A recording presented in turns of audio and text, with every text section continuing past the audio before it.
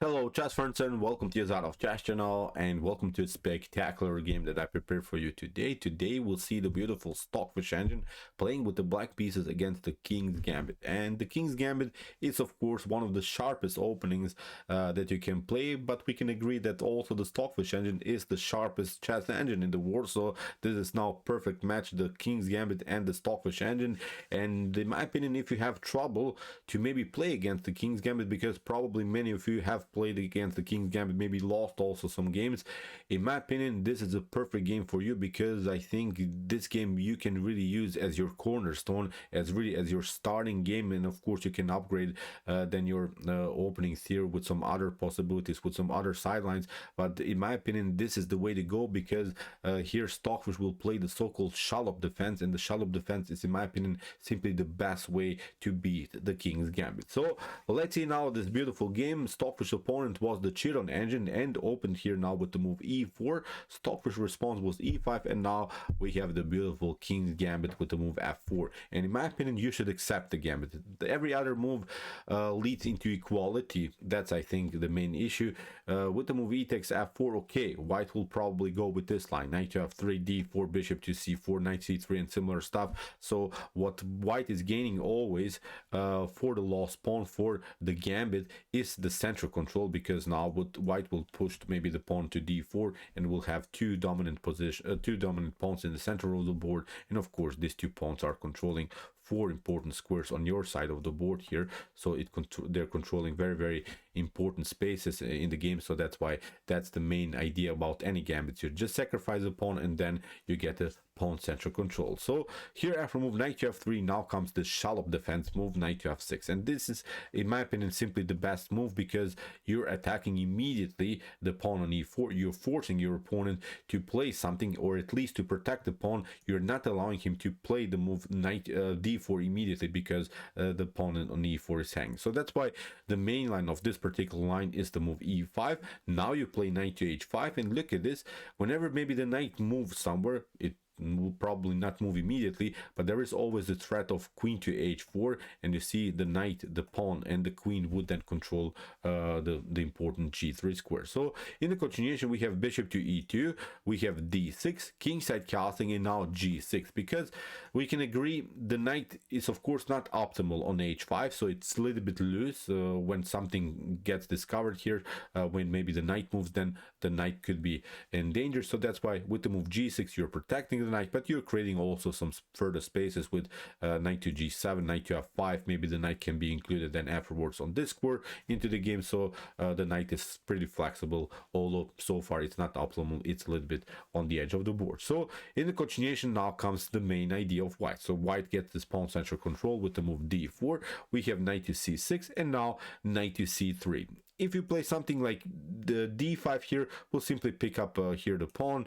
It's nothing special. Knight to e5, then d takes e5. Maybe you can play here bishop to h5, g takes h5, maybe queen to h5. But now with queen to f6, I think everything is compact. We'll play bishop to f5, and then with bishop to g6, the position can be protected, and maybe you can get also out of the range. Maybe you don't have to play here on the king side. You don't have to secure the king on the king side. Maybe you can even cancel all of the attack on the queen side. So it's I think also now a good game for black. So even if white maybe plays something like knight to d2 here, in my opinion you should not so worry, you should not be so worried about this knight on h5.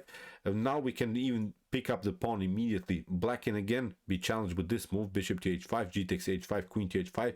But don't forget about this, when you have the opportunity to bring the bishop into the game like this, bishop to f5, this is the way to go, because okay, maybe c3 can be played, but now with bishop to g6 we slow down the attack of whites.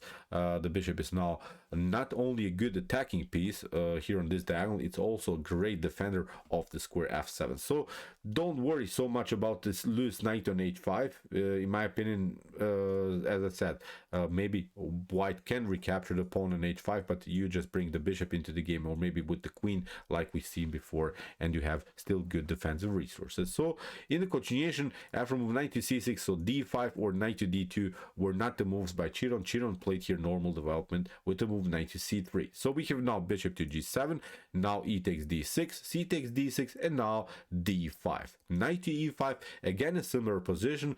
Here after move knight to e5, knight to d2 was played by Chiron. Again, if you play knight to e5, d takes e5, bishop to h5, again the similar position happens, queen to h5, but now I have this defensive idea, queen to b6, the king has to step back, and again you're controlling further the f7, or like in the previous case we have seen queen to f6 was also a nice defensive opportunity, but you have to bring more defenders into the game. That's my point about this sequence, because you have to just slow down your opponent's attack, maybe even trade off more pieces, and in my opinion this is now perfect position for you. You have here three very mobile pawns in the center of the board. You can play bishop to f5, again maybe even queenside castling is an opportunity. This bishop will be activated on this diagonal, so now the whole idea about this line is to trade off the queens, simplify the game. The game is not so dangerous anymore, and now you'd have a clear advantage, I think, with the beautiful bishop here. So as I said, after move knight to d2, again you don't have so many worries, I think, about the knight on h5. So that's why Stockfish even castled here towards the king side, even if now bishop to h5, g takes h5 happens, and now you pick up the pawn.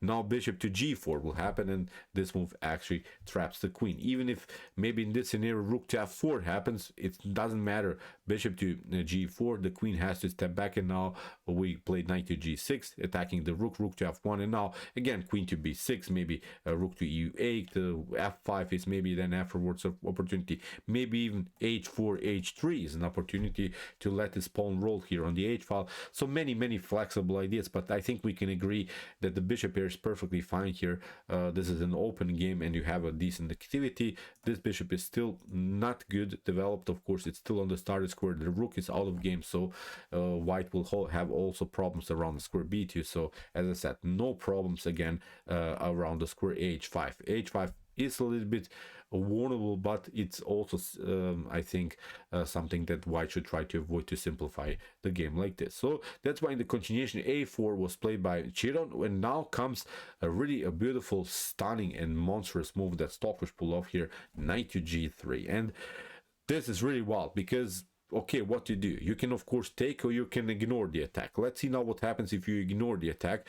If you play rook to e1 to get out of the range of the knight, actually you get checkmated. Look how dangerous this position is. Queen to b6 is immediately a beautiful checkmate. So this is not working. So that's why after move knight to g3, here Chiron simply took h takes g3, f takes g3, and now rook to f4, controlling the h4 square, because if the queen now comes on h4, then there are dangerous threats. Queen to h2 could happen, and then you could run into maybe even a checkmate pattern. Even if you try maybe knight to f3, maybe rook to f3, we have now again the opportunity to play queen to h4, and look at this now. There is no knight that controls the h2 anymore, so it's not a lost game here for white. So that's why after move f takes g3, rook to f4 was played by Chiron, controlling now with the rook here the fourth rank, and of course also the h4 square. So in the continuation f5, so Stockfish sends now, okay, Stockfish gave up now the piece, but has now here really a dominant position on the king side, has now a 4 versus 1 situation.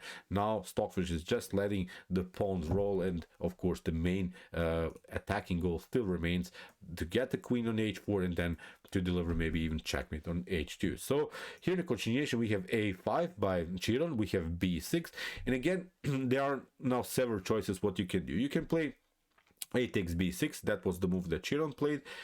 You can also play knight to f1, maybe this is the way to go, maybe to attack the pawn on g3. This is, in my opinion, the only defensive move that white should have played, but still, with g5, you just let the pawn roll, you play f4, and the problem is now, white cannot even play bishop to g4 to maybe slow down the g4 move by black. Now in the continuation g4 is going to happen, and still the queen is coming into the game on h4, and maybe then after g4 f3 is an opportunity. So it's still a devastating game here white. So let's see different opportunities if you play something like knight to c4, maybe to challenge the knight in the center of the board. Again, g5, you have to step back, you play here g4, and again the queen is coming actively into the game, so it's not a good game anymore for white. So that's why here in this position a takes b6, but now queen to b6, the queen is coming into the game very actively. King to h1, now again g5, so this is always the beautiful opportunity here for black. In the continuation, knight to a4, queen to d8, we have rook to b4, but now a5, kicking away further the rook to d4, and now again this idea f4. Now the idea is clear, we want to play g4, queen to h4, f3, and similar stuff. Look at this beautiful activity here by black. So in the continuation, king to g1, g4, we have rook to a3. f3 is a beautiful move because after g takes f3, Stockfish didn't even take out the pawn immediately, played queen to h4 immediately in order to create this checkmate threat on h2. Now the knight has to play here on f1, but notice when the knight plays on f1, it's not controlling anymore the f3 square, so that's why here first Stockfish plays a beautiful g2 move, and let's see what happens. If you ignore this move, if you don't take out the pawn on g2, then you could play maybe something like knight to h2. But this is brutal how Stockfish is calculating everything. Now the winning move actually would be, maybe you can pause the video and try to see now the best continuation here for black. It's even hard to see, although there are many good moves by black, but this is really hard to see what actually Stockfish has prepared here. Okay, the winning move here is a beautiful retreating knight to g6. Look at this, the rook is hanging. Now if you take something like rook to g4, we pick up here the rook. Now after knight to g4, look at this, queen to h1 is going to happen. Now we play king to f2, and now a beautiful deflection motif, bishop to d4. Sorry about, let's go back to the sequence. Here, as we said, after rook to g4, sorry about that, I just misclicked here. So bishop to g4, knight to g4, you play queen to h1. Now, as we said, king to f2, and now you just deflect the queen. After queen to d4, you promote another queen, and this game is over. It's a beautiful checkmate. So as I said, after move knight to h2, knight to g6 is simply winning the game. The rook is hanging, there is still a tension around the square f3, so that's why after move g2, here Chiron tried king to g2, took with the king, but now queen to h3 is very dangerous. The king has to step back, and now after g takes f3, look at this, we have this beautiful f-file attack. The knight is coming into the game, the queen is very dangerous. In the continuation, bishop to f3 was played by Chiron, but now bishop to g4. Stockfish continues now the pressure around the square f3. We have rook to g4, knight to g4. You cannot take, of course, with the bishop because of the activity of the rook. We have king to g1. If you play king to e2, if you try to escape here towards the king side, towards the queen side, pardon me, it's not so good because you get rook to e8. The other rook is coming into the game, and now after king to d2, this is the beautiful move, queen to h6. Look at this, you're getting attacked from every side on the board. Knight to e3, of course, is not possible because you get simply rook to e3. There's simply too much tension around the square, so it's not working. So that's why Chiron escaped to g1, knight to e2, but still it's not getting better because bishop to e5 is now threatening some ideas around the square h2. We have queen to d2. Chiron protects everything now on the second rank, but now rook to f3, a beautiful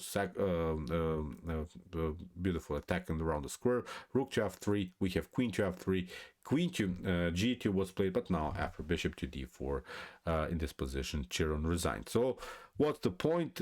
You can of course step back, but you get queen to d1, and everything is messed up on the first rank. The bishop is hanging, the knight is hanging, the rook is coming into the game, so it's simply a position that you can resign immediately. The queen is connected, of course, to the knight. No queen to g4 possibilities here for white, so the game was over. So really wild stuff. You see how the fish is playing the king's gambit from black's perspective. So in my opinion, still it's a risky choice, although I have to say it, we have seen many games that Stockfish also won with the white pieces in the king's gambit, but still it's quite risky this is the way to go. The Schallopp Defense, as I said, try to study it hard, because there are many sidelines, there are many opportunities for white also. White doesn't have to play, of course, the game like this, but as your cornerstone opening against the King's Gambit, the Schallopp Defense is perfectly fine, I think. So, okay, I hope that you enjoyed the game. I really enjoyed it a lot. Interesting tactics in the King's Gambit. If you want to study more of the King's Gambit, check out also